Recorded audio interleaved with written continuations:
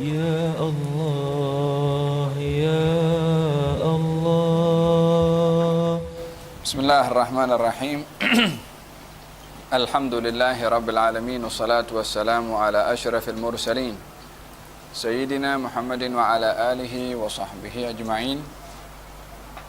Nawaina at-ta'allum wa at-ta'lim, tadhakkura at-tadhkir, an-naf' wal-intifa' wal-ifada wal-istifada wal-hath ala at-tamassuki bi kitabillah wa sunnati nabiyhi wa dalalati ila al-khair wa ad-du'a ila al-huda ibtigha' mardatillahi wa qurbihi wa thawabihi. Amin. Allahumma amin. Alhamdulillah, kita bertemu lagi dalam majelis ta'lim tafsir Al-Quran dan juga kitab Safinatun Najah. Tidak ada satu perkataan yang lebih baik daripada perkataan dan firman Allah Subhanahu wa taala.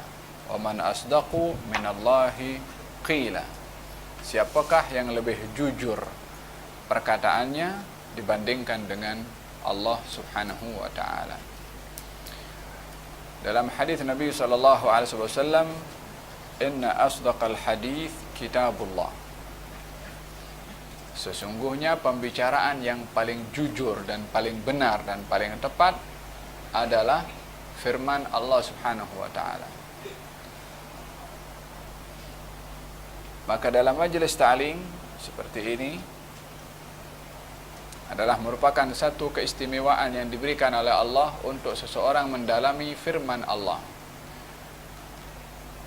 Bukan hanya sekedar membaca, yang di dalam bacaannya pun mendapatkan ganjaran pada setiap hurufnya, akan tetapi melihat kepada firman Allah sebagai penawar, sebagai ubat, sebagai bimbingan, sebagai light, lampu, cahaya yang membimbing, menerangi perjalanan hidup kita di dunia ini supaya terpandu dengan cahaya Al-Quranul Karim. Inna hadzal Quran yahdi lillati hiya aqwam. Sesungguhnya Al-Quran ini yahdi, memberikan hidayah kepada jalan yang lurus, jalan yang baik. Apa saja jalan yang dianggap baik oleh sesiapapun saja, dengan dakwahan apa saja, dengan pegangan apa saja, bila mana tidak berkonsepkan kepada Al-Quran, maka perjalanan itu dalal, perjalanan itu sesat, perjalanan itu terpesong, walaupun semua orang cakap itu perjalanan lurus. Kembali kepada apa yang saya katakan awal, tak ada yang lebih jujur, lebih benar daripada firman Allah. Kalau Allah berfirman demikian, semua orang kata yang lain daripada apa yang berkatakan Allah, yang orang kata, walaupun semua orang kata sesat, yang Allah kata benar. Faham dong? Walihada mestilah kita menjadi makhluk atau hamba yang dalam perjalanan hidup ini berpegang kepada panduan Al-Quranul Karim. Ya ayyuhalladzina amanu istajibu lillahi war rasuli idza da'akum lima yuhyikum. Wahai orang beriman, istajibu, responlah, terimalah, jawablah bila mana disuruh oleh Allah dan Rasulnya. Idza da'akum, bila mana mengajak kepada kamu, lima yuhyikum, ke atas perjalanan, ke atas tujuan, ke atas matlamat, ke atas objektif yang dapat kamu diberi kehidupan oleh Allah Subhanahu wa taala. Apa maksud Allah Subhanahu wa taala mengatakan lima yuhyikum? yakni respon seruan aku dan Rasul yang aku utus, aku bagi kamu hidup. Allah menjanjikan kehidupan. Tapi kehidupan itu bersyarat bila mana merespon suruhan Allah dan Rasulnya. Berarti Allah ingin menyentuh tentang satu kehidupan, bukan kehidupan secara zahir, karena kehidupan ini dikongsi sama kepada orang beriman kepada Allah dan Rasulnya, dan juga dikongsi kepada orang yang tidak beriman kepada Allah dan Rasulnya pun sama-sama hidup. Persamaan hidup kita yang beriman kepada Allah dan Rasulnya dan yang tak beriman kepada Allah dan Rasulnya adalah kehidupan dalam kehidupan secara zahir, makan, minum, tidur, kahwin, berjalan. Ini kehidupan yang kita kongsi sama semua makhluk. Tapi di sini Allah ingin memberikan satu makna kehidupan yang lain daripada apa yang difahami oleh kebanyakan orang. idza da'akum lima yuhyikum.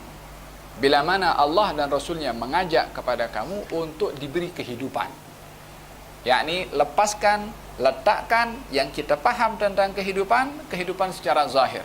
Kerana kehidupan secara zahir sudah dinampak. Allah bercakap kepada siapa kalau bukan makhluk hidup? Tapi ini kehidupan yang lain, bukan nak diberi nyawa oleh Allah SWT. Karena semua kita berkongsi dalam kehidupan. Tapi yang dimaksudkan kehidupan ini adalah kebahagiaan. Idza da'akum lima yuhyikum. Bila mana mengajak kepada kamu dan kamu merespon, Allah akan bagi kepada kamu kehidupan. Dalam ayat yang lain Allah Subhanahu wa taala memberikan penafsiran apa maksud daripada kehidupan. Man amila salihan min dzakarin wa untha wa huwa mu'minun falanuhyiyannahu hayatan thayyibah. Barang siapa yang beramal saleh daripada laki-laki dan perempuan, tak kira gender, jantina, tak kira latar belakang, wa huwa mu'minun, beramal saleh tadi dalam keadaan iman. Karena di sana ada orang beramal saleh tapi bukan dengan dasar iman, dasar kemanusiaan, dasar sifat solidarity. Bukankah orang banyak berbuat amal saleh atas nama palang merah ke, atas nama hak-hak manusia, atau atas dasar nama kemanusiaan? Ramai, termasuk daripada mereka orang-orang yang tidak beriman pun ingin menunjukkan kalau manusia dicipta oleh Allah punya kecenderungan untuk berbuat baik kepada orang lain. Artinya perbuatan baik yang dilahirkan daripada perbuatan manusia adalah fitrah manusia suka kepada kebaikan. Kecenderungan kepada yang sikap tidak baik adalah datang kemudian. So, jadi ciptaan asal manusia suka kebaikan, fitrahnya. Tapi kriminal, kejahatan, keburukan sifat yang datang kemudian, yang muncul kemudian. Tapi dasarnya ciptaan manusia, tak kira agama apa, tak kira apa latar belakang orang itu, adalah suka kepada kebaikan. Makanya tidak ada satu bencana di mana-mana kecuali semua akan datang memberikan bantuan, tak kira latar belakang, tak kira agama. Betul atau tidak? Sebab naluri yang Allah letak kepada manusia seperti itu.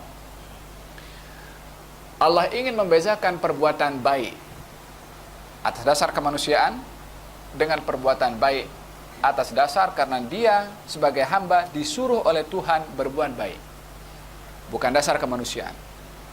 Kalau dasar kemanusiaan, dia adalah panggilan daripada diri sendiri.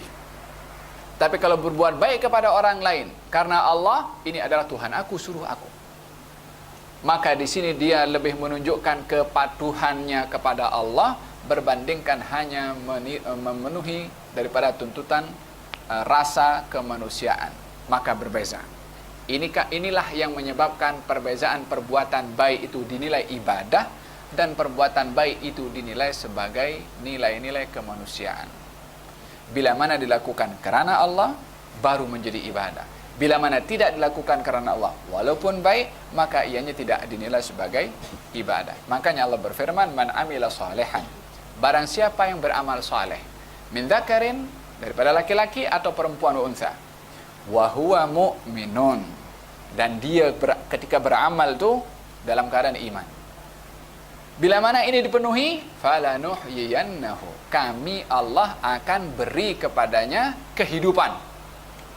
Dalam bahasa Arab, ayat ini menggunakan dua huruf pasti. Yang kedua menggunakan fa.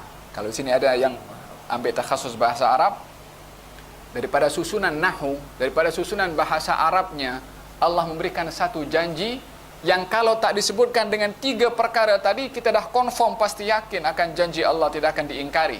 Tapi Allah menggunakan tiga kali, tiga perkara yang menunjukkan kepastian. yakni kalau bersumpah tiga kali, wallahi, wallahi, wallahi, wallahi, billahi, tallahi.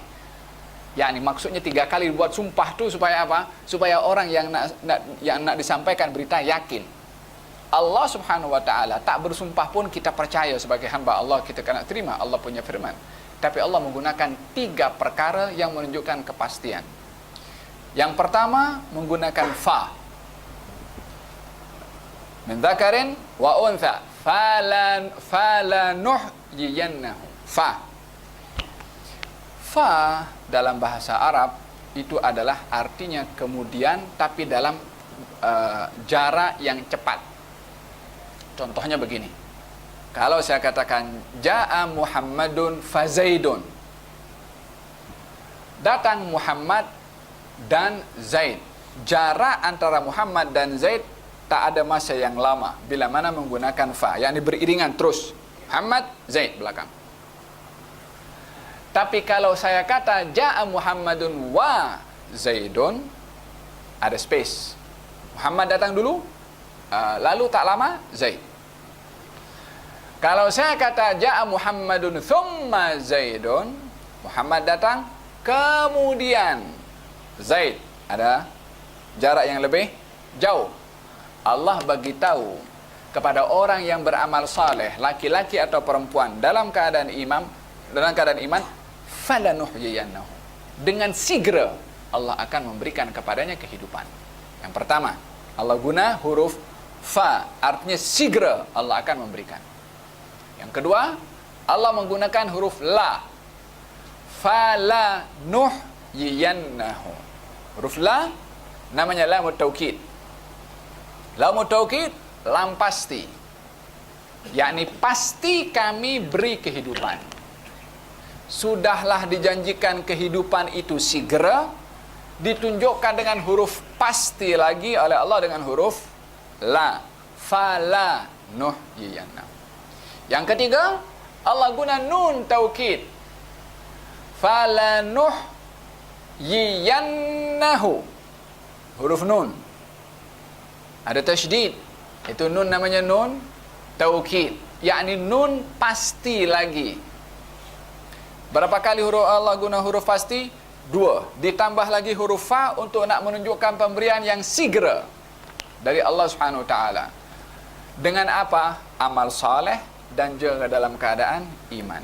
Maka pasti Allah akan memberikan, dan sekali lagi pasti akan memberikan dengan segera kehidupan yang baik. Falanuhyiyannahu hayatan thayyibah, kehidupan yang baik. Apa kehidupan yang baik? Kehidupan yang merangkumi segala kebahagiaan di dunia dan juga di akhirat. Rezeki yang barakah walaupun tidak banyak. Kesehatan yang membawa kepada ibadah walaupun sedikit banyak ada halangan daripada sakit. Keluarga yang sentosa, bahagia, tentram walaupun ada sedikit banyak masalah. Tetap akan diberikan kehidupan yang bahagia dalam pelbagai macam problematika yang dihadapi oleh orang yang beriman dan bila benar beramal saleh. Faham dong? Tayyib. Seperti mana biasa kita panjang sangat sampai mukaddimah ini. Kita nak dengarkan bacaan Al-Quran sampai ayat yang kita baca dalam kelas yang lalu, untuk kita dalami. Apa yang saya ingin sentuh dari mukaddimah tadi adalah perlunya kita menghayati kepada Al-Quranul Karim, bukan hanya sekedar membaca, tapi perlu penghayatan, tadabbur dan juga praktikal. Gerak. Ayat ke berapa? 6? 15 sudah kan? 16.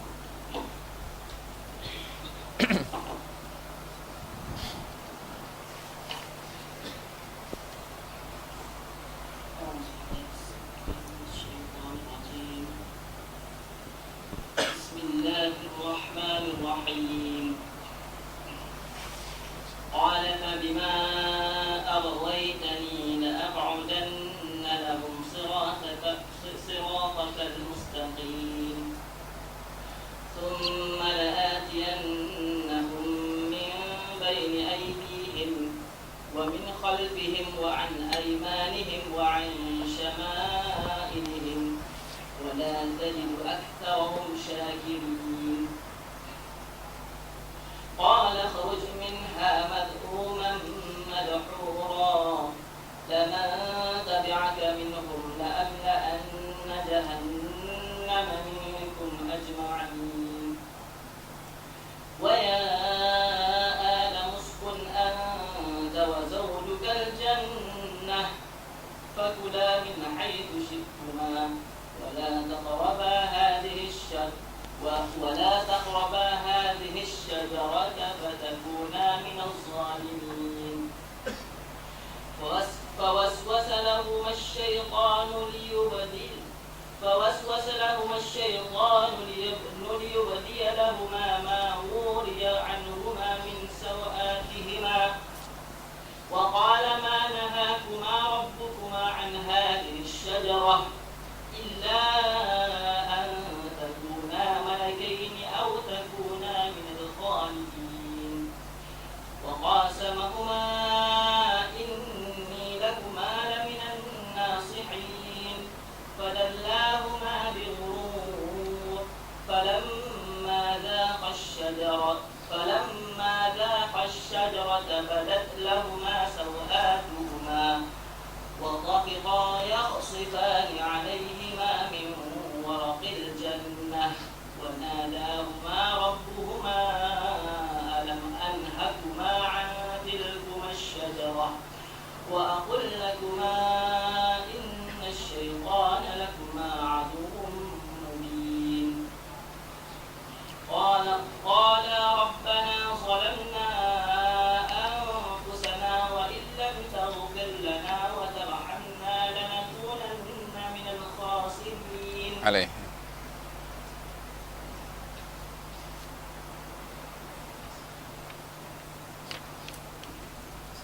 Enam belas nih. Tadi terjemahannya, gerak terjemah. Maafumnya. Iblis berkata, oleh kerana engkau, wahai Tuhan, menyebabkan aku tersesat, maka demi sesungguhnya aku akan mengambil tempat menghalangi mereka dan menjalani jalanmu yang lurus.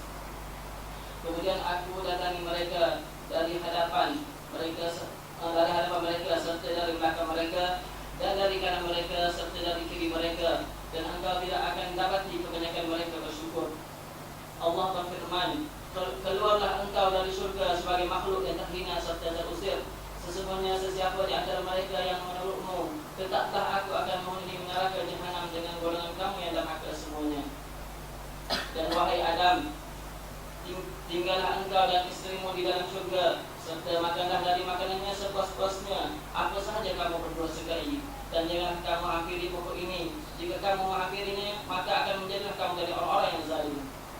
Setelah itu, maka syaitan membisikkan hasutan kepada mereka berdua, supaya dapatlah ia menampakkan kepada mereka akan aurat mereka yang sekian lama tertutup dari pandangan mereka, sambil dia berkata, tidaklah Tuhan kamu melarang kamu daripada menghampiri pokok ini, melainkan kerana ia tidak suka kamu berdua menjadi malaikat atau menjadi dari orang-orang yang kekal selama-lamanya di dalam syurga. Dan ia bersumpah kepada keduanya dengan berkata, sesungguhnya aku adalah dari mereka yang memberi nasihat kepada kamu berdua. Dan dengan sebab itu dapatlah ia menjatuhkan mereka berdua ke dalam larangan dengan tipu dayanya. Setelah mereka memakan buah pohon itu, terdedahlah kepada mereka berdua aurat masing-masing, dan mereka mulailah menutupnya dengan daun-daun dari syurga, serta Tuhan mereka menyeru kepada mereka, bukankah aku telah melarang kamu berdua dari pokok itu? Dan aku katakan kepada kamu bahawa syaitan itu adalah musuh kamu yang nyata. Mereka berdua merayu, wahai Tuhan kami telah menganiaya diri kami sendiri, dan kalau engkau tidak mengampunkan kami dan memberi rahmat kepada kami, nescaya menjadikan kami dari orang-orang yang rugi.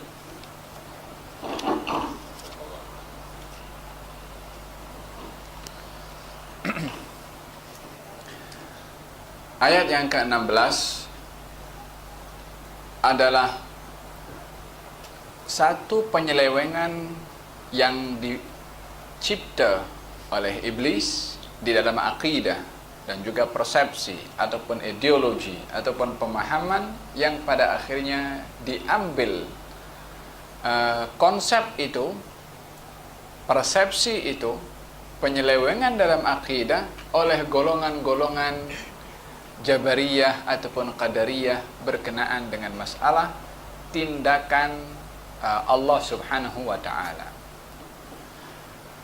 Iblis mengatakan kepada Allah, "Fabima aghwaytani." Seperti mana engkau Allah telah sesatkan aku. Telah sesatkan aku. Yani iblis menuduh Allah menyesatkan dirinya. Kenapa iblis mengatakan Allah menyesatkan dirinya? Dia tidak melihat dia punya salah, yang ketika disuruh untuk sujud kepada Nabi Adam, dia tak buat. Itu tak disebut oleh iblis. Tapi justru dia mengembalikan kesalahan kepada Allah. Dalam fahaman Jabariyah yang mengatakan bahwasanya perbuatan kita ini adalah dicipta oleh Allah, maka perbuatan apa saja baik atau buruk itu perbuatannya Allah. Jadi iblis ketika melakukan perkara yang buruk, yang salah, tidak sujud kepada Adam, yang membuat iblis tak sujud adalah Allah, mengikut pahaman iblis menuduh Allah Subhanahu wa taala. Golongan ini atau fahaman yang di-create, yang dicipta oleh iblis, bukan hanya dicipta pada waktu itu, akan tetapi ada pengikut dan penerusnya, yang sebahagian orang menyalahkan Allah Subhanahu wa taala kepada apa yang berlaku kepada dirinya. Maka sesiapa yang menuduh yang bukan-bukan kepada Allah Subhanahu wa taala adalah bukan orang pertama yang menyalahkan Allah, melainkan mereka pun juga punya imam, yaitu iblis imamnya. Fabima aghwaytani, Allah, engkau sudah menyesatkan aku. Yakni menyalahkan, yang pertama menyalahkan Allah Subhanahu wa taala. Tidak dilihat oleh iblis apa kesilapan yang dia lakukan untuk menginsafkan dirinya, memohon ampun dan maaf. Orang yang berbuat salah, kalau menginsafi salah itu, dia akan meminta maaf, kecuali kalau orang itu ego, kalau orang itu sombong, kalau orang itu tidak mahu mengaku salah walaupun salah, lalu akan siapa yang akan dipersalahkan? Orang lain. Kalau sudah mempersalahkan orang lain untuk membela dirinya, dia tak peduli siapa yang disalahkan, Tuhan pun salah. Ini konsep daripada iblis. Fabima aghwaytani. Dia terus dia bercakap dengan Allah Subhanahu wa taala, sebagaimana engkau Allah sesatkan aku. yakni menisbahkan kesesatan kepada Allah. Kita kepada orang beriman, al khair wa syarr bi masyiatillah, baik dan buruk dengan kehendak Allah Subhanahu wa taala. Adakah Allah mempunyai kehendak yang buruk? Allah tidak mempunyai kehendak yang buruk.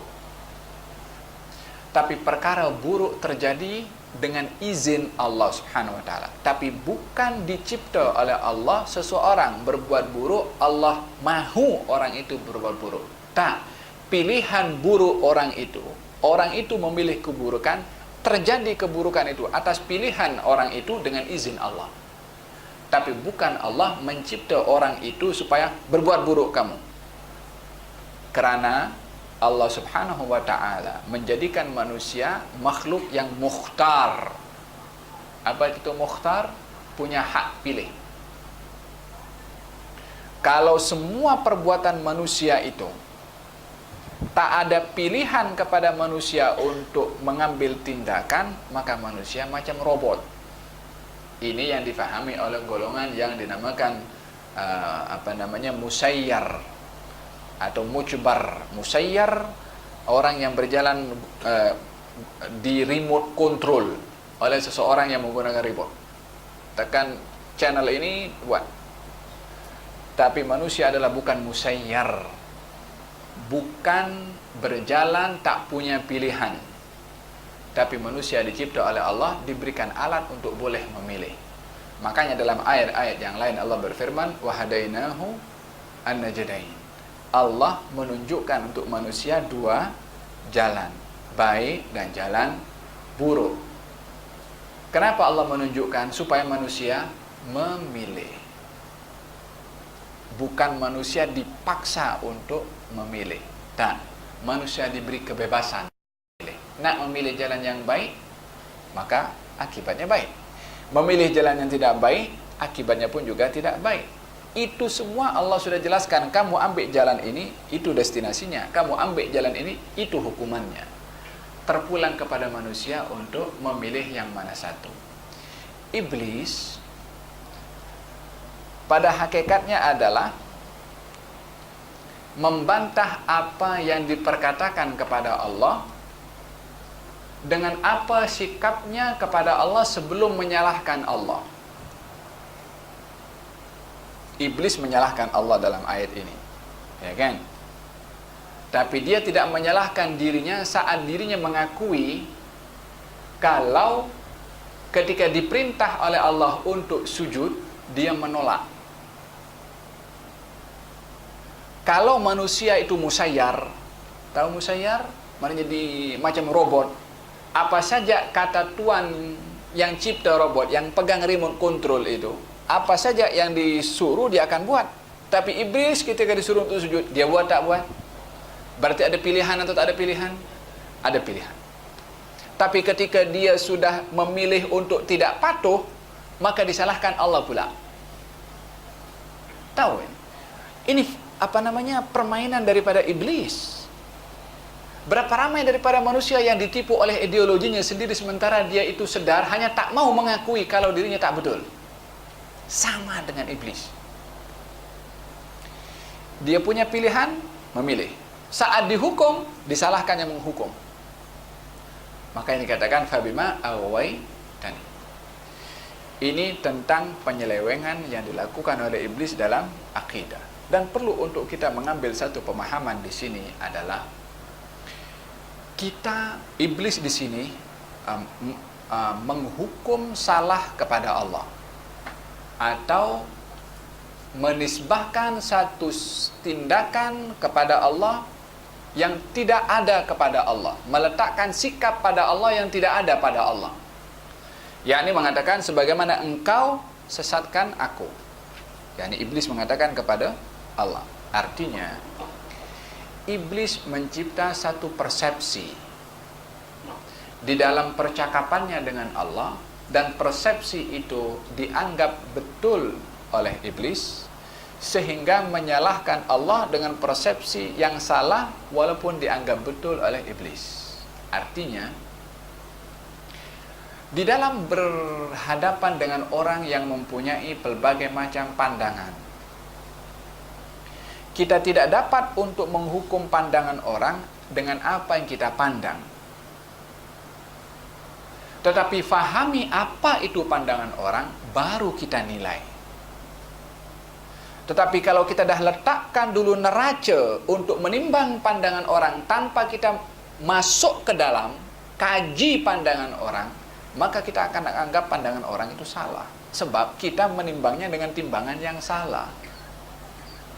Berapa ramai daripada orang yang bergaduh pasal masalah pandangan-pandangan disebabkan oleh kerana sudah mencipta pandangan untuk diri sendiri untuk menilai pandangan orang lain.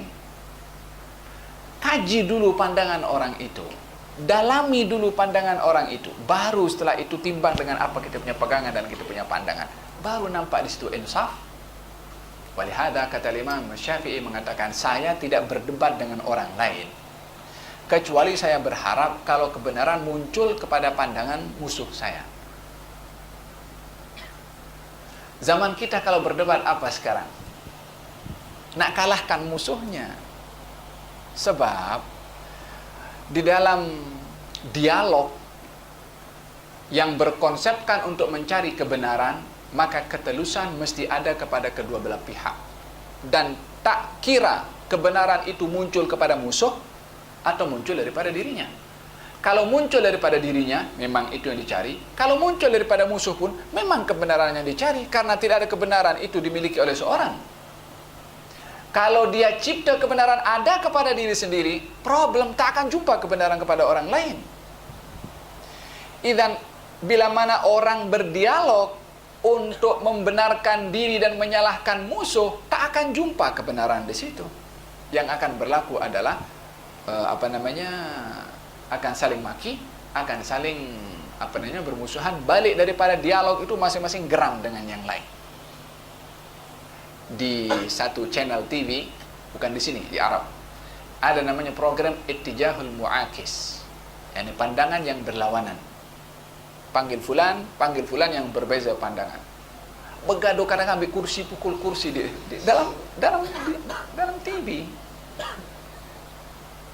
Fahim dong? Sebab apa? Sebab dialog yang ingin menjatuhkan. Pula ditambah masing-masing panas barang. Tapi kalau itu adalah satu format medium untuk mencari kebenaran, maka masing-masing akan menginsafi walaupun kebenaran muncul daripada musuhnya. Dan ini adalah teras dalam dialog. Wajadilhum billati hiya ahsan, berdebatlah dengan yang terbaik, yakni bukan dengan pukul kursi. Dan dalam hal ini yang dicipta oleh iblis, pertama, ini belum lagi ada manusia yang banyak buat benda meniru konsepnya iblis zaman sekarang ini, tapi sudah al-badrah, dia punya benih itu sudah ada waktu itu, yakni cipta persepsi, salahkan. Dan kalau sudah salahkan, tak akan peduli siapa yang disalahkan, ulama ke iblis, salahkan Allah, apalagi manusia yang sama-sama manusia. Dan dalam hal ini meletakkan persepsi dengan asas yang salah akan membutakan orang itu dalam penilaiannya. Dan kalau sudah buta dalam penilaian, mesti tak akan menepati kepada kebenaran. Hindarilah daripada menilai pandangan orang mengikut apa yang kita paham.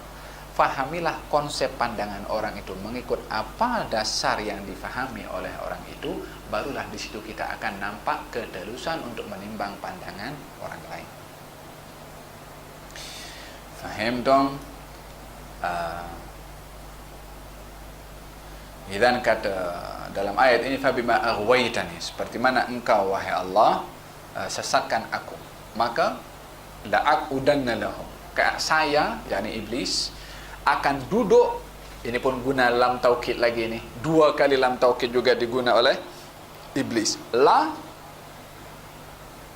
La'aqudanna, la dengan nun tadi Allah guna huruf taukid 2 kali lam dan nun. Iblis guna itu juga, hanya bezanya Allah menghendaki kebaikan, iblis menghendaki keburukan. La'aqudanna, saya pasti, dan sekali lagi pasti akan duduk bertapak di mana? Siratakal mustaqim, jalanmu yang lurus, yakni jalan yang menuju kepada Allah. Iblis tak perlu duduk dekat bar di sana. Iblis tak perlu duduk tempat-tempat maksiat. Tapi iblis akan duduk di jalan yang lurus. Jalan nak pergi ke surau engineering untuk hadir majlis ta'lim. Jalan nak pergi ke masjid untuk hadir acara al-kulliyah. Jalan-jalan yang kebaikan. Di situ akan banyak pelbagai macam tipu muslihat yang mengganggu kepada kita punya hawa nafsu. Kita akan sampai bab tentang tipu muslihat iblis ini nanti. La'aqudanna lahum, saya, yakni kata janji iblis, akan duduk di jalanmu ya Allah yang lurus. Kemudian, dan ini kita boleh melihat bagaimana bahaya sifat hasad dan dengki. Dia tidak akan lagi membalas kepada siapa yang dia marah, tetapi kepada yang tak bersalah pun juga akan dicari kepuasan diri kepada hati orang yang hasad dengki. Orang hasad dengki cari satu saja, kepuasan. Dan bergantung sejauh mana dia nak puas, sejauh itu dia akan buat. Selagi tak sampai kepada kepuasan untuk dirinya, selagi itu dia akan terus menghasad dan mendengki. Iblis marahnya kepada Allah Subhanahu wa taala disebabkan oleh kerana Nabi Adam. Apa salah Adam kepada iblis? Tidak ada salah. Adam tak berbuat salah. Yang berbuat salah di sini adalah iblis karena tidak patuh kepada Allah. Apa salah Adam kepada iblis? Tak ada salah. Sudahlah Adam minta salah kepada iblis. Iblis geram kepada Adam disebabkan oleh kerana sebab Allah cipta Adam, yang dia disuruh sujud kepada Adam dia tak nak, dan diusir oleh Allah. Dia pun tak hanya marah kepada Allah, dia juga marah kepada Adam. Dia tak cukup marah saja kepada Adam, dia tahu kalau Adam akan punya zuriat, maka dia pun geram kepada zuriat Adam. Makanya dikatakan la'aqudanna lahum. La'aqudanna lahum. Saya, yakni kata iblis, akan duduk di jalan mereka. Waktu itu siapa yang ada makhluk daripada manusia? Adam dan Hawa. Ada Adam seorang saja. Hawa belum dicipta oleh Allah, Adam seorang je. Macam mana iblis mengatakan kepada mereka, saya akan duduk di jalan mereka, yakni untuk mengganggu mereka. Siapa mereka? Anak cucu cicit Adam. Mana mereka? Belum dicipta lagi, baru dalam sulbi Nabi Adam. Tapi geram iblis untuk mencari kepuasan diri kepada anak cucu cicit Adam adalah daripada waktu itu. Dan ini bahaya orang bila mana punya hasad dengki. Walihada kata pepatah syair mengatakan, isbir ala mudadil hasudi fa inna sabraka gatiluhu annaru ta'kulu nafsaha illam tajid ma ta'kulu. Sabarlah kamu kalau kamu menghadapi orang hasad dengki. Kenapa disuruh sabar? Dia tak ada penawar kepada hasad dengki, kecuali orang itu mau berubat dengan Al-Quranul Karim dan melawan kepada dirinya. Tak ada ubat dekat jual farmasi nak kasih ubat penyakit hasad dengki. Tapi yang boleh dilakukan orang yang dihasad dengki itu sabar. Kenapa? Fa inna sabraka gatiluhum. Sabarnya kamu menghadapi orang yang hasad dengki akan membunuh kepada orang yang hasad dengki itu. Membunuh di sini bukan bunuh hilang nyawa. Tak, maksudnya di sini akan mematikan hasad dengkinya. Untuk karena apa? Karena orang hasad dengki nak cari kepuasan. Kalau dilayan makin dia hasad. Kalau tak dilayan, selagi itu dia akan geram-geram, lama-lama tak terdaya pun juga nak cari kepuasan kepada dirinya sendiri. An-naru ta'kulu nafsaha. Api itu akan memakan dirinya sendiri kalau tidak ada kayu yang akan dimakan oleh api. Hasad dengki cari mangsa. Orang yang dihasad itu nak dimangsa terus. Kalau dilayan, makin dia hasad. Kalau tak dilayan, lama-lama dia padam sendiri macam api. Faham dong bahaya daripada hasad dengki. Matlamatnya satu saja, cari kepuasan diri sendiri. Walihada cukup menjadi bahaya hasad dengki ini. Allah berfirman dalam Al-Quran, wa min syarri hasidin idza. Allah mengajarkan kita berlindung kepada Allah daripada bahaya hasad dengki seseorang ketika dia tu hasad kepada orang lain. Ya hasad fa innal hasada ya'kulul hasanat kama ta'kulun naru al-hataba. Hati-hati kamu daripada sifat hasad. Sesungguhnya sifat hasad itu akan menghabiskan kebaikan kamu. Daripada hasanat yang dilakukan akan habis dimakan hasad dengkinya, seperti mana seperti mana api akan memakan diri sendiri bila mana tidak ada kayu yang dimakan. Seperti mana api memakan kepada kayu bakar. Hakadha fil hadis. La'aqudanna lahum siratakal mustaqim. Akan disebutkan oleh Allah apa maksud jalanmu, yakni jalan Allah yang lurus. Iblis menunjukkan wasail, yakni memberitahukan ancamannya kepada Allah untuk menyesatkan manusia, bahwasanya dia akan kacau, ganggu daripada berbagai arah. Yang pertama, min baini aidihim. Afwan, coba kalau kita tengok pada ayat ini juga, iblis menggunakan dua lagi huruf pasti. La'atiyannahum, la dan juga nun taukid. Tadi la dan juga nun taukid, saya akan duduk di sini, jalanmu yang lurus, dan itu akan berganjak daripada tempat itu. Yang kedua, saya pasti akan datangi mereka dengan pasti. Dua kali lagi huruf pasti, iblis akan mengganggu kepada manusia. Daripada mana? Min baini aidihim, daripada hadapan. Min khalfihim, daripada belakang. Wa an aimanihim, sebelah kanan. Dan wa an syama'ilihim, daripada sebelah kiri. Wala tajidu aktsarahum syakirin. Dan kamu, wahai Allah, tak akan jumpa sesiapapun yang bersyukur kepada kamu. Ini cabaran iblis, menantang kepada Allah Subhanahu wa ta'ala. Iblis meletakkan berapa arah untuk mengganggu manusia? 4 arah. Depan. Apakah maksud depan? Depan yang dimaksudkan adalah menunjukkan kepada kehidupan di akhirat yang setiap manusia akan sampai ke situ. iblis akan mengganggu manusia, melalaikan daripada ingat kepada negeri akhirat, supaya hanya fokus kepada hal keduniaan sahaja, lebih mementingkan keduniaan berbandingkan kepada akhirat. Itu salah satu tipu muslihat iblis. Wa min khalfihim, daripada belakang. Apakah yang dimaksudkan belakang itu? Dunia. Karena manusia bila mana meninggal dunia, maknanya dunia diletakkan di belakang, maknanya ditinggalkan. Yang namanya ditinggalkan berada di belakang. Iblis akan datang kepada manusia melalui belakang, yakni melalui tipu muslihat keduniaan, diajak cinta dunia, rakus kepada dunia, untuk memiliki dunia dengan cara apapun juga, menjadikan matlamat dalam kehidupannya, dalam kerjanya, dalam belajarnya, dalam tindakannya, apa saja, hanya untuk semata-mata keduniaan sahaja. Itu tipu muslihat yang kedua. Yang tadi dilupakan akan hari akhirat. Yang kedua, kalau dilupakan kepada hari akhirat, yakni tujuannya adalah hanya keduniaan. Kalau diingatkan akan keduniaan, dirangsang untuk rakus kepada dunia. Terkadang orang diganggu lupa kepada akhirat, cukup dengan apa yang ada, tapi tak pedulikan akan hari akhirat. Yang kalau ditipu dengan keduniaan, maka dia akan mengingkari akhirat.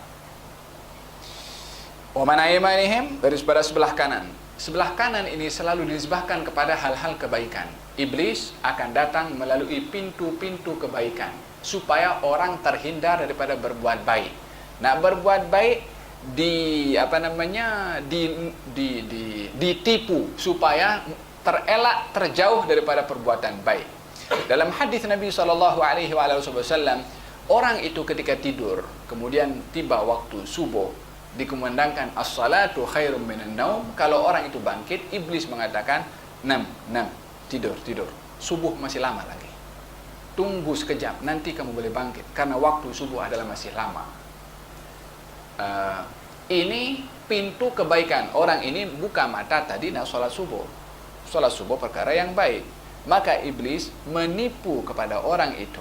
Di dalam keinginannya melakukan perbuatan baik, dilalaikan daripada pintu kebaikan. Yang kedua, yang keempat, wa ansyama ilaihim, daripada sebelah kiri. Sebelah kiri dinisbahkan selalunya kepada perkara yang buruk, tentang perkara-perkara yang mengundang kepada hawa nafsu, tentang maksiat, tentang khalwat. Tak apa, dosa kecil saja, kita minta ampun selepas berbuat dosa tersebut. Berzina umpamanya, berbuat, nanti kita minta ampun, Allah Maha Ghafur, Maha Rahim. Dijadikan tarikan kepada perbuatan maksiat supaya orang terpanggil untuk berbuat maksiat. Dihiasi keindahan kepada maksiat supaya orang terpanggil melakukan maksiat. Ini daripada sebelah kiri.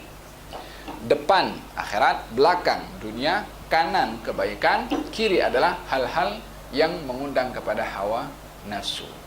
Iblis tidak menyebutkan satu arah, yaitu atas. Tidak menyebutkan arah atas karena daripada atas ini adalah tempat turunnya rahmat dari Allah Subhanahu wa taala. Inna anzalna minas sama'i ma'an mubarakan. Kami turunkan daripada langit ma'an mubarakan. Air yang membawa berkat. Yang dimaksudkan salah satu maknanya adalah air hujan, turunnya daripada atas. Wa fis sama'i rizqukum wa ma tu'adun, dan di langit rezeki kamu dan apa yang Allah janjikan kepada kamu pun bahagian daripada rahmat Allah Subhanahu wa taala. Ma yaftahillahu min rahmatin fala mumsika laha. Kalau Allah membuka pintu rahmat untuk turun, maka tak seorang pun boleh menghalang turunnya rahmat Allah Subhanahu wa taala. Dinisbahkan daripada atas itu perkara-perkara yang baik datang daripada Allah, maka iblis tak punya kuasa untuk menghalang turunnya rahmat dari Allah Subhanahu wa taala. Iblis punya 4 pintu untuk mengganggu manusia. Allah membuka satu pintu, tapi satu pintu ini akan dibuka selebar-lebarnya oleh Allah Subhanahu wa taala. Sejauh mana iblis berusaha menyesatkan kepada manusia bertahun-tahun lamanya, kalau manusia itu sekali Allah ampunkan dosa aku, usaha iblis yang bertahun-tahun menyesatkan manusia diampunkan oleh Allah Subhanahu wa taala dosanya. Besarnya rahmat Allah Subhanahu wa taala kepada manusia. Oleh karena itu, Nabi SAW setiap pagi dan setiap petang ada doa yang selalu dibaca oleh baginda Rasulullah. Allahumma inni as'aluka al-afwa wal afiyah wal mu'afatid daimah fi dini wa dunyaya wa ahli wa mali. Kemudian Allahumma astur aurati wa amin rawati. Allahumma ihfazni min baini yadayya min khalfi wa an yamini wa an shimali wa min fawqi wa an ughtada min tahti. Berlindung kepada Allah daripada depan, belakang, kanan, kiri, dan juga atas, dan juga bawah. Apa maksud atas dan juga bawah? Iblis tadi punya berapa? 4 pintu. Nabi berlindung kepada Allah daripada 6. Atas ini maksudnya Nabi berlindung kepada Allah daripada tercegahnya turun rahmat kepada orang tersebut. Itu Nabi berlindung. Ya Allah, jangan kau cegah rahmat turun kepada aku. Adapun daripada bawah, hukuman yang Allah boleh hukumkan kepada seseorang, berlindung juga kepada Allah Subhanahu wa taala. Idzan, jangan terlepas daripada setiap pagi dan petang untuk membaca doa ini, karena iblis setiap hari 24 jam mencari pintu yang sesuai daripada manusia. Masing-masing ada kelemahan, dan iblis amat mempelajari kepada manusia titik kelemahannya di mana. Ini kelemahannya ini boleh hal keduniaan, masuk daripada pintu dunia. Yang satu kelemahannya adalah pada syahwat, masuk daripada pintu syahwat. Yang satu daripada malas, akan dimalaskan berbuat ibadah. Dikenali di mana titik lemah itu manusia, daripada pintu itu iblis akan masuk dan mengganggu, berwas-was kepada orang tersebut. Oleh sebab itu berlindung kepada Allah daripada 4, bahkan yang kelima dan yang keenam, supaya pintu-pintu laluan iblis itu semakin sempit dan akan tertutup untuk mengganggu kepada manusia. Faham dong? Wala tajidu aktsarahum syakirin. Ini dia cipta balik persepsi. Apa dia kata? Engkau tak akan jumpa orang yang bersyukur. Yang berkata demikian adalah iblis. Adakah tercapai matlamat iblis untuk menjadikan manusia tidak bersyukur? Tidak. Memang ada yang tak bersyukur, tapi dia mengatakan tak akan jumpa. Dia kata tak akan jumpa. Maknanya tak wujud orang yang bersyukur, tapi hakikatnya wujud. Artinya apa? Tidak semua orang boleh kalah dengan iblis. Iblis meletakkan satu warna. Kamu tak akan jumpa orang-orang yang percaya dengan apa yang dijanjikan oleh iblis, maka dia akan membenarkan apa yang diperkatakan oleh iblis. Sama juga orang-orang yang melabelkan kepada golongan tertentu itu dengan label yang tidak betul, jangan terburu-buru menerima label itu. Orang yang mempropagandakan tentang Islam dengan pelbagai macam propaganda, yang teror ke, yang ganas ke, yang apa ke, ingin menarik persepsi dunia untuk memberikan penilaian kepada Islam dengan teror ataupun ganas. Sama juga iblis, kita, engkau tak akan jumpa orang yang bersyukur. Mereka mengatakan engkau pasti melihat kepada Islam teror, tapi pada hakikatnya adalah mereka tak berjaya juga. Sejauh mana iblis dan konco-konconya ingin mengelirukan manusia, Allah tetap akan memberikan pertolongan kepada golongan-golongan tertentu untuk membatalkan tipu muslihatnya iblis. Maha suci Allah untuk membiarkan iblis merajalela melakukan kerosakan di atas muka bumi ini. Tidak, Allah tidak akan membiarkan. Tetapi perlu daripada kita usaha untuk tidak terpedaya. Yang tak terpedaya pasti akan mendapatkan hidayah. Wala tajidu aktsarahum syakirin. Qala khruj minha mad'uman madhura. Tadi apa doanya yang perlu dibaca setiap pagi dan petang? Allahumma inni as'aluka al-afwa wal afiyah wal mu'afatid daimah fi dini wa dunyaya wa ahli wa mali. Allahumma astur aurati wa amin rawati. Allahumma ihfazni min baini yadayya min khalfi wa an yamini wa an shimali min fawqi wa a'udzu bika an ughtala min tahti. Faham dong? Itu ada dalam apa itu? Al-Wirdul Latif, yang disusun oleh Imam Abdullah bin Al-Haddad. Doa setiap pagi dan petang. Bentengi diri anda daripada tipu muslihat yang menjadi laluan kepada iblis. Qala khruj minha mad'uman madhura. Keluarlah, yang diusir oleh Allah. Allah berfirman, keluarlah kamu wahai iblis minha, daripada syurga, mad'uman, dalam keadaan hina, madhura, dalam keadaan kamu itu terusir. Mad'um, hina. Madhur, terusir. Yakni keluarnya iblis daripada syurga dengan tidak terhormat dan dalam keadaan aib. Nabi Adam pun juga keluar daripada syurga, tapi Allah tidak menyebutkan keluarnya Nabi Adam daripada syurga seperti mana Allah firmankan kepada iblis yang terusir dan juga dalam keadaan hina. Tapi Allah berfirman tentang Nabi Adam untuk turun daripada syurga, diturunkan ke bumi, tapi tidak mengatakan keluarlah kamu dalam keadaan kamu hina kepada Adam dan Hawa, tidak mengatakan demikian. Sebab apa? Disebabkan Adam ketika diturunkan daripada syurga ke bumi dalam keadaan Adam menginsafi kesalahannya dan memohon ampun. Walaupun pada masa yang sama hukuman juga ditetapkan oleh Allah, kerana itu ketetapan yang ditetapkan oleh Allah kepada Nabi Adam bila mana melakukan pelanggaran. Dalam hal ini hukuman tetap diletakkan oleh Allah, tapi pada masa yang sama pengampunan juga diberikan oleh Allah kepada Nabi Adam dan juga Hawa. Akan tetapi iblis yang ditunjukkan salah dan silapnya tidak mohon ampun. Dan ketika diusir, itu ketika ditunjuk salah dan silap, belum diusir lagi. Ketika ditunjuk, iblis, kenapa kamu tidak sujud? Kemudian sebelum diusir oleh Allah Subhanahu wa taala, masih dia mengatakan, sebagaimana engkau sesatkan aku akan duduk di jalan hamba-hambamu yang lurus. Aku datang daripada depan, belakang, kanan dan kiri sehingga engkau tak jumpa mereka yang bersyukur. Maka saat itu baru Allah mengusir kepada iblis. Saat diusir oleh Allah Subhanahu wa taala iblis daripada syurga, iblis tidak menginsafi lagi, lebih daripada sudah diusir, tidak mau menginsafi. Dia justru minta dibangkitkan, minta dipanjangkan umur sampai hari kiamat. Ambirni ila yaumi yub'atsun.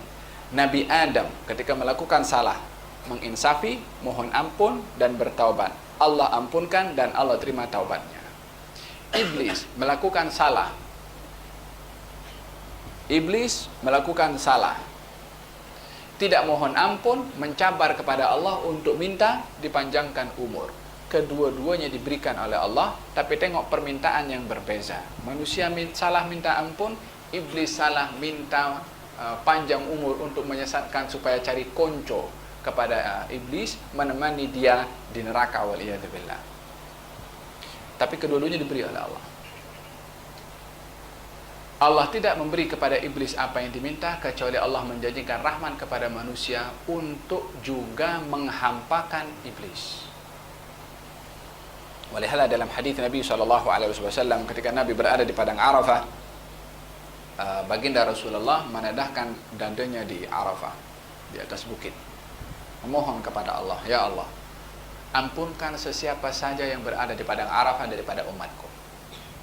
Allah turunkan jawaban melalui Jibril, kalau Allah mengabulkan doa Nabi, semua yang pernah berdiri di padang Arafah dosanya diampunkan oleh Allah Subhanahu wa taala. Bahkan dalam hal ini adalah akan dianggap salah dan silap bila mana seseorang berada di padang Arafah memohon ampun dan meminta kepada Allah, lalu dia, dosa aku ini terlalu banyak, mungkin Allah tak ampunkan. Perasaan itu sudah dosa kepada Allah, sementara Allah menjanjikan kepada orang yang berada di padang Arafah pasti akan diampunkan oleh Allah Subhanahu wa taala. Jadi tak boleh punya perasaan ragu-ragu, apatah lagi meyakini kalau dosanya tidak diampunkan oleh Allah. Illa tabi'at, kecuali dosa tabiat. Kata Allah yang tidak diampunkan. Apa itu dosa tabiat? Dosa orang kepada orang lain, yang ambil harta si fulan, yang zalim kepada hak si fulan, ataupun yang dia menodai marwah si fulan. Walhasil dosa yang terkait dengan orang lain. hendaklah diselesaikan daripada orang itu. Bila mana berkaitan dengan hak, dikembalikan haknya. Bila mana berkaitan dengan permohonan maaf, karena mohon maaf atau minta dihalalkan. Kalau berkaitan dengan qisas, maka diqisas kecuali dimaafkan. Apa saja yang terkait dengan hak orang lain, hanya orang itu saja yang berhak untuk menjadi sebab pemaafan yang diberikan oleh Allah kepada dirinya. Itu yang tidak diampunkan oleh Allah Subhanahu wa taala. Nabi risau sampai terbenam matahari. Terbenam matahari terus Nabi keluar daripada Arafah menuju ke Muzdalifah dalam keadaan masih risau. Yakni nakkan apa yang diminta itu oleh Nabi diberikan juga oleh Allah. Apa yang diminta oleh Nabi? Dosa tabiat, dosa orang kepada orang lain. Ini Nabi nak minta satu permintaan, permohonan ampun yang tak dibuat oleh Nabi. Nabi tak ada buat silap dengan sesiapapun juga, tapi Nabi minta pemberian itu untuk umatnya. Nabi minta pemberian itu karena Nabi ingin memberikan sebab apa saja dosa yang dilakukan oleh umat Nabi Muhammad, kalau boleh Allah ampunkan juga, termasuk dosa tabiat. Sampai di Muzdalifah, menginap di Muzdalifah, Nabi masih lagi merayu dan memohon kepada Allah. Sampai waktu subuh, selesai sholat subuh, Nabi keluar daripada kemahnya dalam keadaan tersenyum. Lalu as-sahabah mengatakan, "Ya Rasulullah, ada berita apa kamu tersenyum pagi ini?"